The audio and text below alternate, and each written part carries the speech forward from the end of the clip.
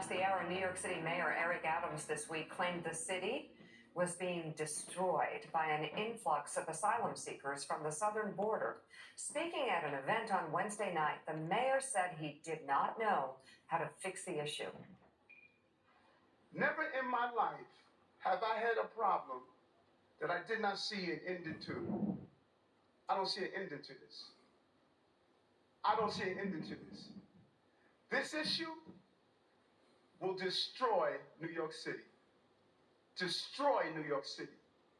Really strong words. The 21,000 new children of asylum seekers started classes yesterday in New York City, the largest school system in the nation.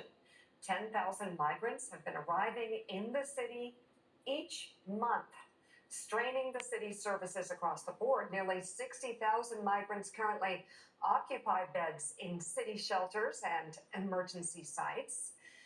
Mayor Adams has been critical of the federal response to the crisis, saying, quote, "We're getting no support." The White House has defended its response to the issue, noting the $140 million in new federal funds to the city and state.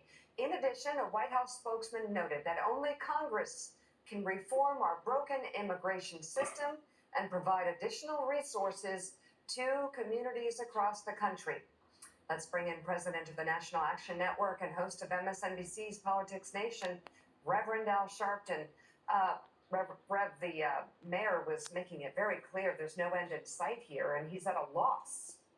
I talked to the mayor on Monday. We both were at the West Indian Day Parade for Labor Day, and he's frustrated, not because of any, I think, overreaction on his part. Is because he's past the limits of what he can do as mayor.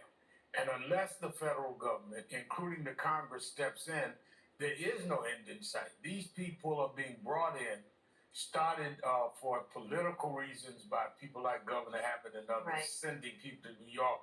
And it's way beyond the purview of the mayor to handle this continued influx with the president's services. Now, we can say, calm down, Eric, you don't get too much with your rhetoric, but it is a desperate situation.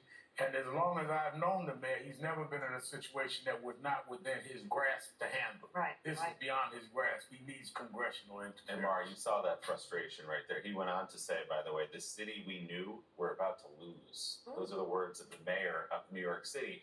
He said, I was worried a year ago when it was 15,000 migrants in our city. Now it's well over 100,000 new migrants.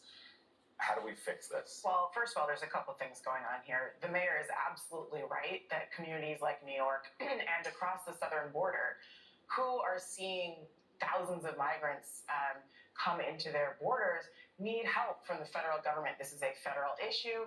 That means not only money, but actually fixing the broken immigration process and allowing migrants to work. It takes many months, I believe over 6 months, to get a work permit if you're an asylum seeker. So how is a city or community what are they supposed to do in the meantime? That means you need to provide not only food and shelter, but pretty much all of the needs until people can work. Migrants have been forced in New York City and across the country to take jobs that are dangerous, whether through construction or you see women on the subway with their babies, sometimes children who you hope to see in school instead.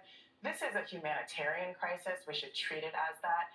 But I think that the mayor, I understand his frustration toward the White House, toward Congress. I do not love hearing him vilify people who have come to our shores, like many generations of Americans before, seeking a better life, many from desperate situations, from countries that have collapsed. And I want to say, this country needs immigrants. Immigrants are the lifeblood of New York City, of America, and vilifying them is not only dangerous, but it really is a betrayal of what this country is meant to be about. And I do not believe that that sentiment speaks for the majority of residents of New York City. This is a city that can handle this influx with some help.